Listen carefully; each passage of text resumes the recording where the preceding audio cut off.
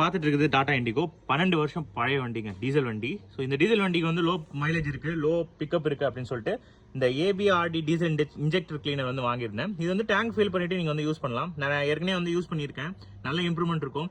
So காரோட pickup வந்து ரொம்ப லேக்காக இருக்குது, மைலேஜ் கம்மியாக இருக்குது அப்படின்னு சொன்னால் நீங்கள் தாராளமாக யூஸ் பண்ணலாம். இது வந்து 11 வருஷம் 12 வருஷம் பழைய வண்டிக்கு மட்டும்தான் இல்லை, புது வண்டி கூட நீங்கள் வந்து யூஸ் பண்ணலாம். இந்த இன்ஸ்ட்ரக்ஷன் பார்த்துட்டு நீங்கள் வந்து பெனிஃபிட் எடுக்கலாம்.